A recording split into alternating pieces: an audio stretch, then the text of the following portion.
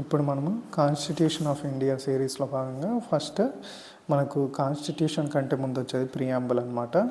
Preamble of the constitution గురించి first చూస్తాం. ఏంటి ప్రియాంబుల్ అంటే కాన్స్టిట్యూషన్ యొక్క ఒక ఐడెంటిటీ కార్డ్ లాగా, కాన్స్టిట్యూషన్కి ఒక కీ లాగా, ఒక యాక్చువల్గా కాన్స్టిట్యూషన్ అనేది ఒక కీ అయితే కన్నా ఇలా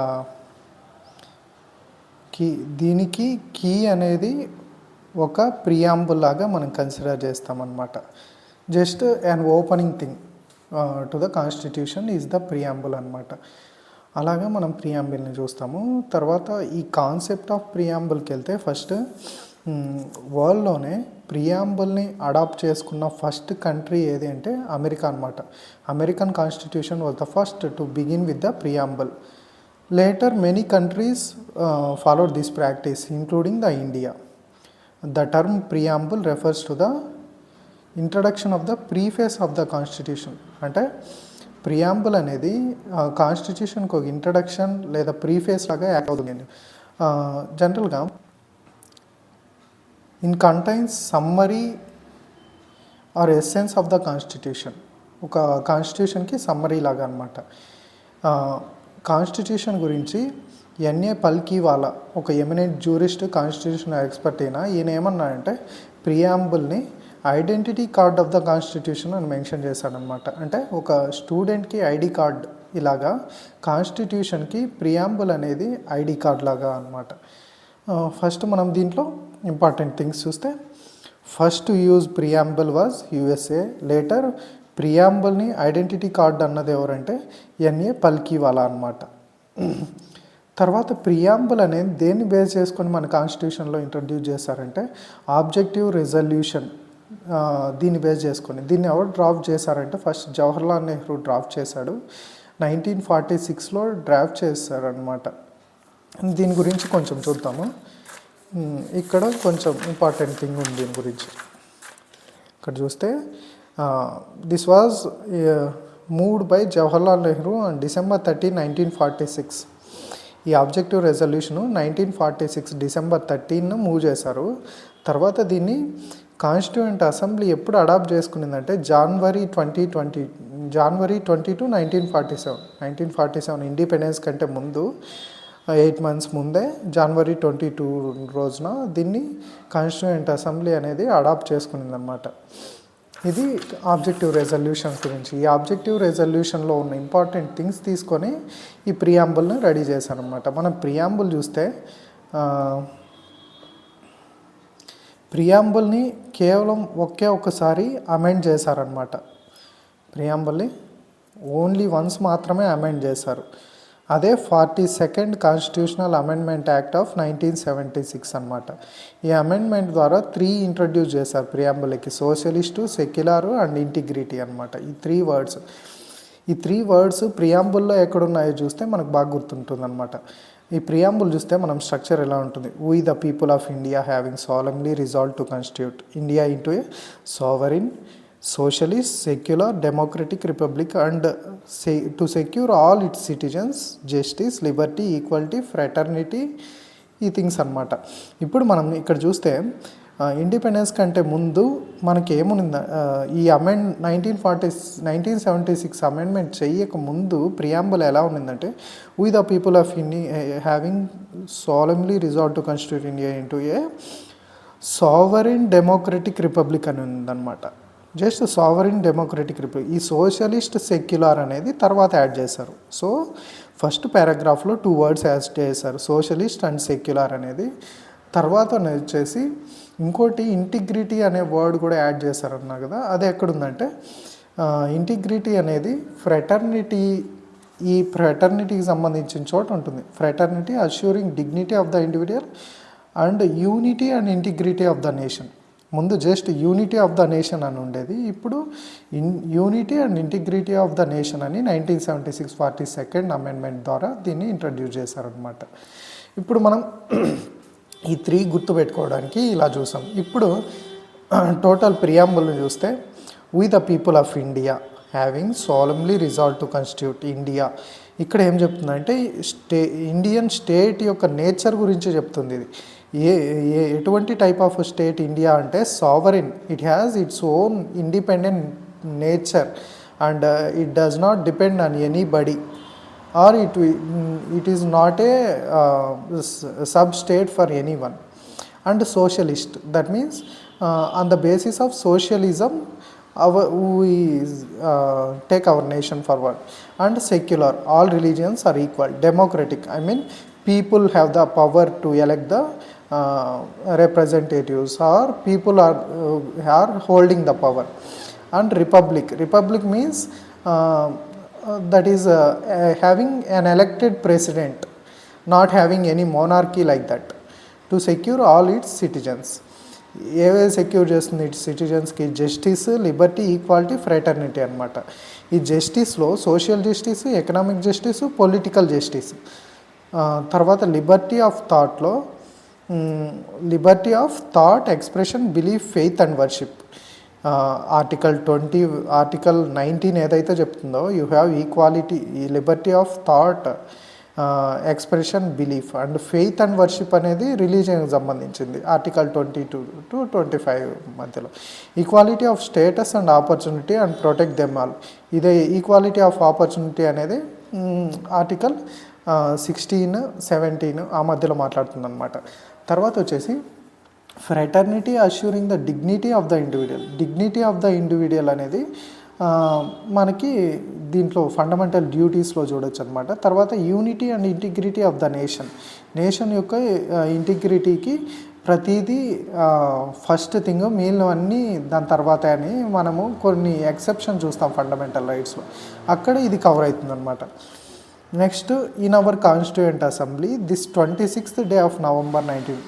సో ఏ డేట్న దీన్ని అడాప్ట్ చేస్తున్నారనేది మెన్షన్ చేశారు. 26th November 1949. Here to adopt enact and give to our self this constitution. So people of India are giving the power to constitution. So here the source of the authority, ingredients, preamble యొక్క ingredients చూస్తే authority, constitution యొక్క authority ఎక్కడి నుంచి తీసుకుంటుందంటే people నుంచి. Authority from the people అనమాట. ఇక్కడ చెప్పాం కదా, we the people of India are solemnly reserve to constitute అని చెప్పి ఇక్కడ నుంచి దీని యొక్క పవర్ని తీసుకునింది. తర్వాత నేచర్ చూస్తే sovereign, socialist, secular, democratic and republican polity మనం ఇంతకుముందు చూసుకుంటాం.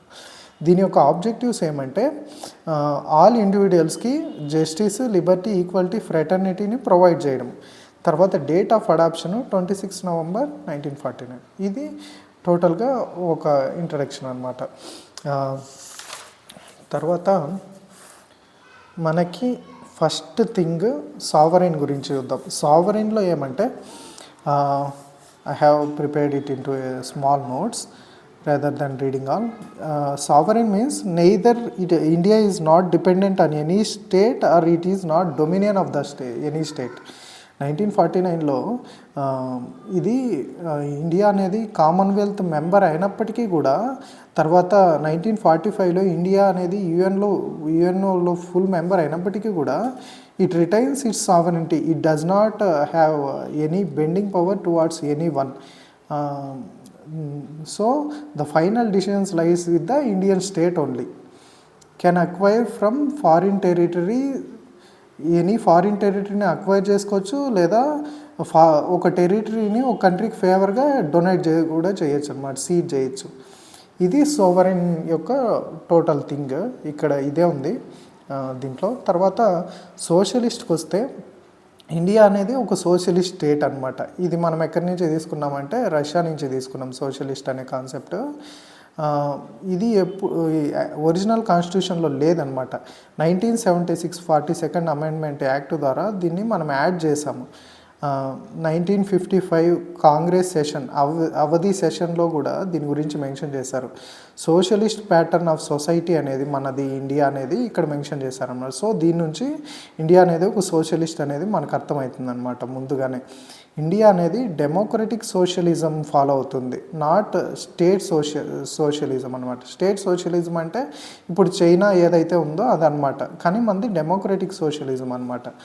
తర్వాత ఎల్పిజి రీఫార్మ్స్ 1991లో ఎప్పుడైతే వచ్చాయో, లిబరలైజేషన్ జరిగిందో, అప్పుడు ఈ సోషలిజం అనేది కొంచెం డైల్యూట్ అయ్యి ఒక టైప్ ఆఫ్ క్యాపిటలిజం అనేది ఎంటర్ అయిందనమాట ఇండియాలో.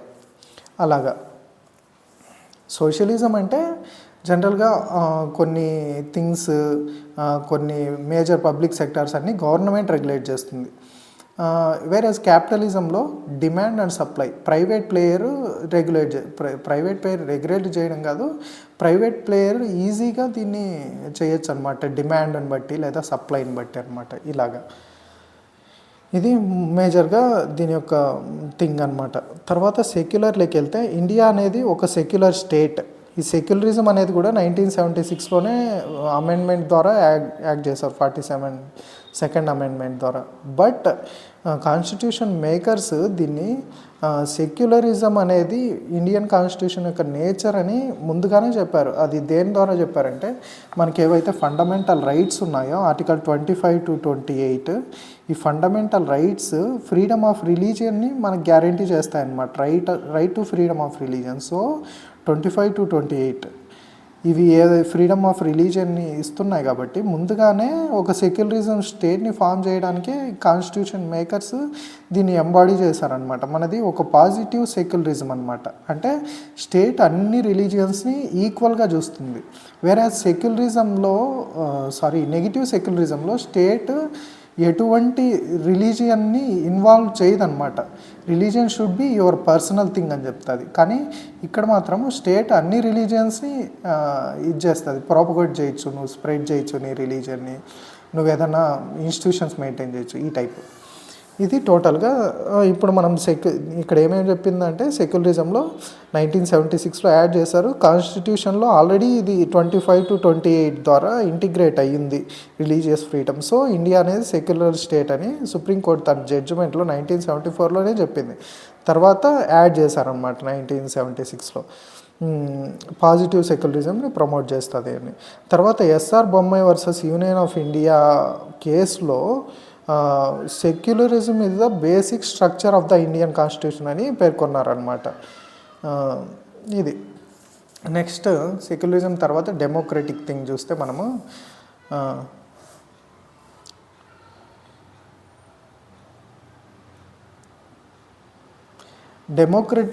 డెమోక్రటిక్ పాలిటీ అనేది 2 టైప్స్ అనమాట.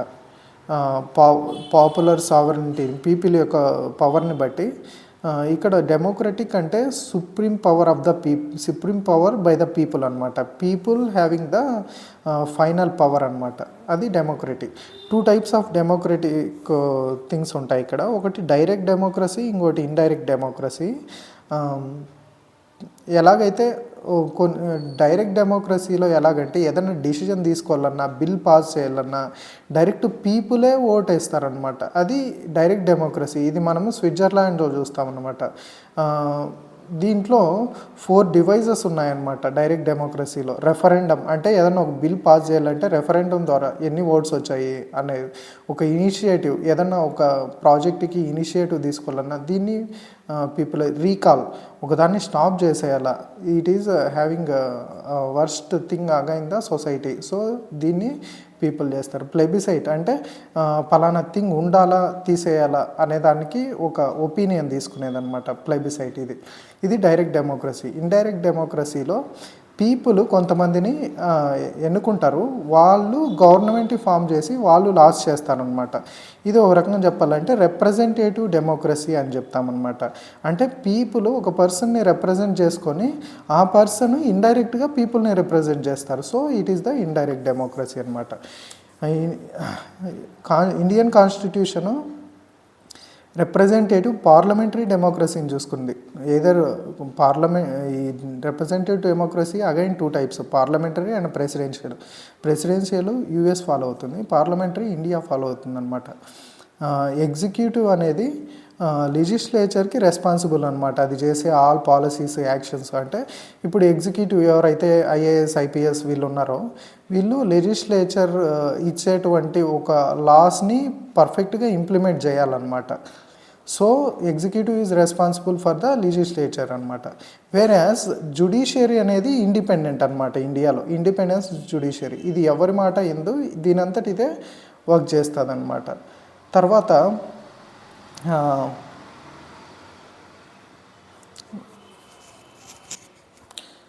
నెక్స్ట్ వచ్చేసి టర్మ్ డెమోక్రటీ అనేది ప్రియాంబుల్లో బ్రాడర్ సెన్స్లో చెప్తుంది. సోషల్ అండ్ ఎకనామిక్ డెమోక్రసీ రెండిటి గురించి మాట్లాడుతుంది అనమాట. ఇక్కడ మనకు సో బిఆర్ అంబేద్కర్ గారు కూడా దీని గురించి కొంచెం మాట్లాడారు అనమాట కంక్లూడింగ్ స్పీచ్లో. లిబర్టీ, ఈక్వాలిటీ, ఫ్రెటర్నిటీ ఈ మూడు అనేది ఒక ట్రినిటీ లాగా ఉండాల, 3 కలిసి ఉండాల. ఒకదాని నుంచి ఒకటి సపోర్ట్ చేస్తే the essence of the democracy will lose అనమాట. The very purpose of the democracy will lose. ఈ మూడింటిని సపరేట్ చేస్తే డైవర్స్ వన్ అనదర్ అంటే. So liberty, equality, fraternity cannot be divorced, it will be equally present అనమాట అని నేను చెప్తున్నాడు అనమాట. In the same context supreme court observed in constitution to establish egalitarian social order అంటే ఆల్ పీపుల్ ఆర్ ఈక్వల్ అనే ఒక social ఆర్డర్ని create చేయాలా. So social, economic, political justice అనేది ఉండాలా అని చెప్పి సుప్రీంకోర్టు ఒక జడ్జిమెంట్లో చెప్పింది. తర్వాత రిపబ్లిక్ గురించి వస్తే, రిపబ్లిక్ డెమోక్రటిక్ పాలిటీ అనేది 2 టైప్స్, మొనార్కీ అండ్ రిపబ్లిక్గా ఉంటుంది. మొనార్కీ అంటే ఇప్పుడు ఎలాగైతే బ్రిటిష్ క్వీన్ ఉందో she is the head of the state, హెరిడిటరీగా ఒక హెడ్ ఆఫ్ స్టేట్ ఉంటారు, వాళ్ళ కింద so and so people elect చేసుకునేది కూడా ఉంటుంది అనమాట. దీన్ని మోనార్కీ టైప్ ఆఫ్ డెమోక్రసీ అంటారు. లేదా ఒక పర్సన్ని ఎన్నుకొని సర్టన్ పీరియడ్ వరకు హెడ్ ఆఫ్ స్టేట్గా యాక్ట్ చేస్తాడనమాట. ఫర్ ఎగ్జాంపుల్ యూఎస్ఏ, ఇండియా అనమాట. సో ఇండియా రిపబ్లిక్గా ఉండడానికి షో చూపించింది అనమాట. ఇక్కడ మనకు ఇండైరెక్ట్గా ఇక్కడ హెడ్ ఆఫ్ స్టేట్ని మనం ఎన్నుకుంటాం. ఎవరైతే పీపుల్ రిప్రజెంటేటివ్స్ ఉంటారో ఎమ్మెల్యేస్, ఎంపీస్, వీళ్ళు ఓటేసి 5 years టర్మ్ పీరియడ్కి ప్రెసిడెంట్ని ఎన్నుకుంటారు. So India is a republic. So republic of India అని అంటాం అనమాట. పీపుల్ సావర్నిటీ ఒక సింగిల్ పర్సన్లో కింగ్ లాగా ఇలా ఉండకుండా, ఒక ప్రివిలేజ్ క్లాస్తో ఉండకుండా ఎవ్రీ సిటిజన్ ఈక్వల్ అనే టైప్ ఆఫ్ థింగ్ రిపబ్లిక్గా మనం తీసుకున్నాం అనమాట. తర్వాత జస్టిస్ చూస్తే social justice, economic justice, political justice 3 things అనమాట. సోషల్ జస్టిస్ అంటే ఎటువంటి సోషల్గా నువ్వు ఎటువంటి డిఫరెన్సెస్ చూపించకూడదు. కలర్ బేస్ చేసుకొని, రేస్, రిలీజియన్, సెక్స్, క్యాస్ట్ ఇలాగనమాట. ఇవే బేస్ చేసుకొని నువ్వు జస్టిస్ అనేది ఇవ్వకూడదు. So justice is equal for all caste, all colours, all race, all religion, male or female, like that. Economic justice ఎటువంటి ఎకనామిక్ ఫ్యాక్టర్స్ బేస్ చేసుకొని you cannot give the justice. అంటే వీడిన్నోడు వీనికి ఎక్కువ షో చూపించడము, వీళ్ళు లేనోడు వీనికి తక్కువ చూపించడము, ఇలా ఉండకూడదు అనమాట.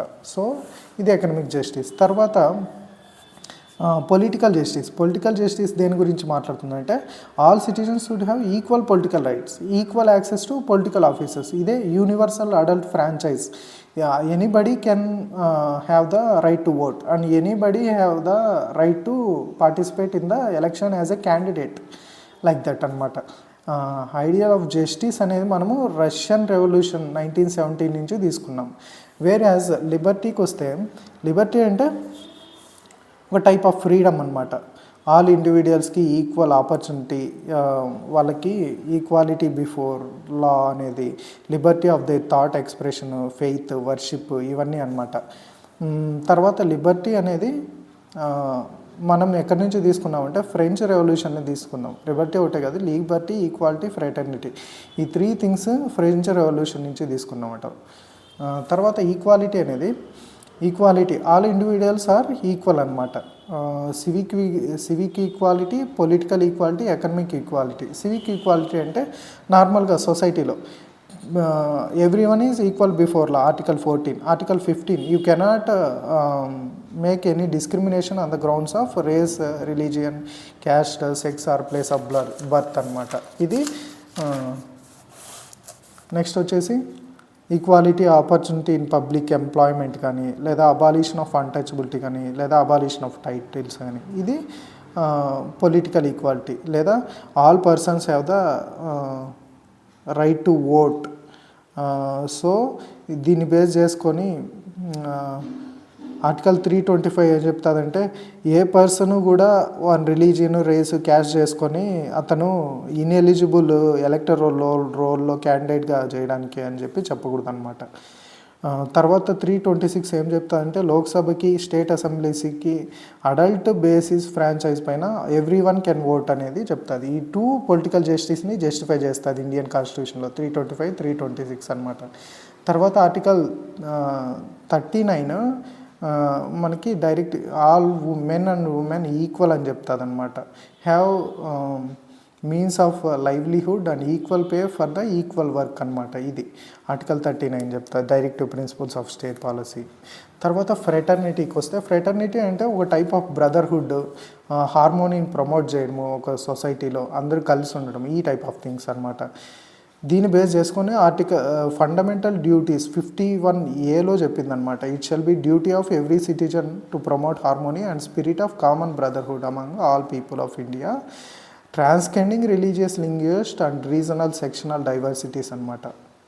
తర్వాత preamble declares fraternity has 2 things, dignity of the individual and unity integrity of the nation. ఒక ఇండివిజువల్కి డిగ్నిటీ ఉండాలా, తర్వాత నేషన్ ఇంటిగ్రిటీ యూనిటీగాను ఉండాలా. ఈ 2 థింగ్స్ ప్రియాంబుల్లో డిక్లేర్ చేసామన్నమాట ఫ్రెటర్నిటీ ద్వారా. కేఎం మున్షి ఏం చెప్తారంటే personality of every individual is sacred. ప్రతి ఇండివిజువల్ యొక్క పర్సనాలిటీ అనేది పవిత్రమైంది అని చెప్తాడు. So every man has equal dignity అనమాట. తర్వాత ఆర్టికల్ ఫండమెంటల్ డ్యూటీస్లో ఏం చెప్పిందంటే we have to protect dignity of women, stating that it shall be duty of the every citizen of India to renounce practices derogatory to the dignity of the women. ఉమెన్ని insult చేసే ఏవైతే ఉన్నాయో అవన్నీ వదిలేయాలని చెప్తుంది. So we have to respect the women అని చెప్తుంది ఇక్కడ. So dignity of the individual అనేది దాని గురించి మాట్లాడుతుంది. Protect the sovereignty, unity and integrity of the India అని కూడా ఇక్కడ మెన్షన్ చేస్తుంది అనమాట.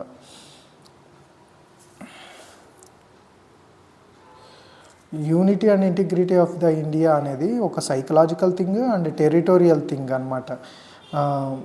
సైకలాజికల్ థింగ్కి వస్తే అందరూ ఒకేలాగా ఉండాలని, తర్వాత టెరిటోరియల్కి వస్తే ఆర్టికల్ 1 ప్రకారము ఇండియా అనేది యూనియన్ ఆఫ్ స్టేట్, అంటే అన్ని స్టేట్స్ యూనియన్తో ఇండియా ఫామ్ అయింది. సో ఇండెస్ట్రక్టబుల్ నేచర్ అనమాట ఇండియన్ యూనియన్ అనేది, అంటే ఏ స్టేటు దాని నుంచి సపరేట్ అవ్వలేదన్నమాట. అలాగా ఇది. తర్వాత ఇప్పుడు సిగ్నిఫికెన్స్ చూస్తే కేఎం మున్షి ఏం చెప్పాడంటే ప్రియాంబుల్ గురించి, horoscope of our sovereign democratic republic. Preamble అనేది మన సావరైన్ డెమోక్రటిక్ రిపబ్లిక్కి ఒక హోరోస్కోప్, అంటే రాశిఫలం లాంటిది అన్నట్టు ఆయన చెప్పాడనమాట.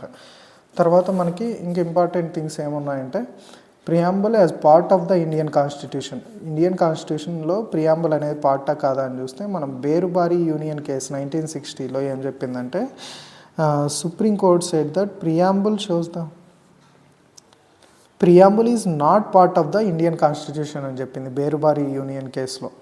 తర్వాత కేశవానంద భారతి కేసు 1973లో, తర్వాత ఎల్ఐసి ఆఫ్ ఇండియా కేసులో ఈ preamble is the integral part of the constitution అని చెప్పిందనమాట.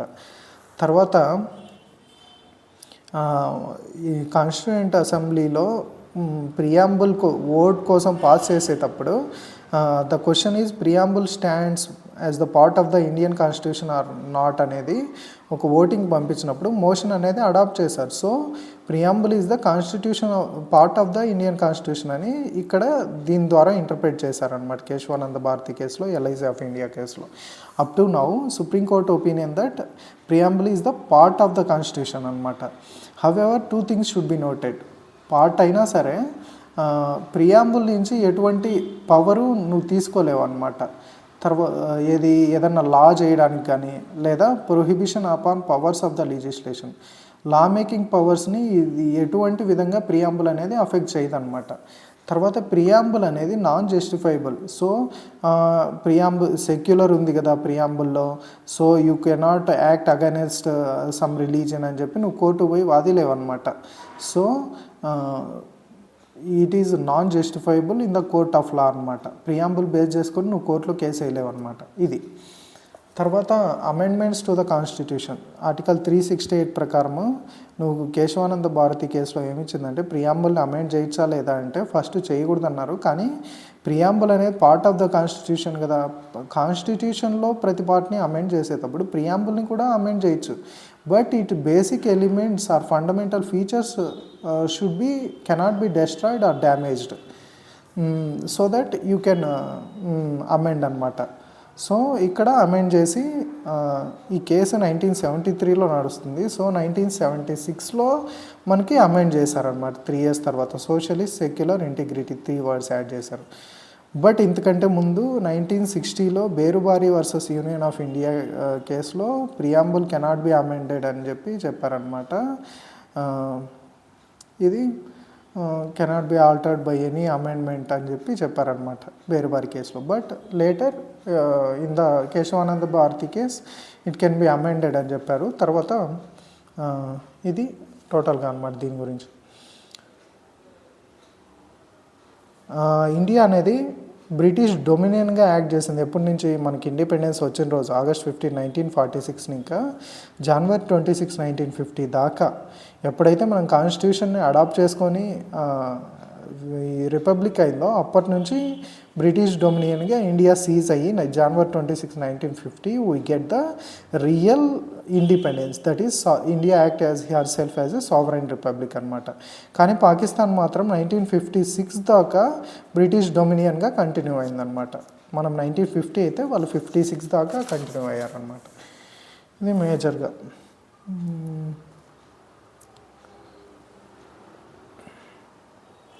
ఇంకా అంతే అన్నమాట ప్రియాంబుల్ గురించి మేజర్గా, ఇంకేం లేదు.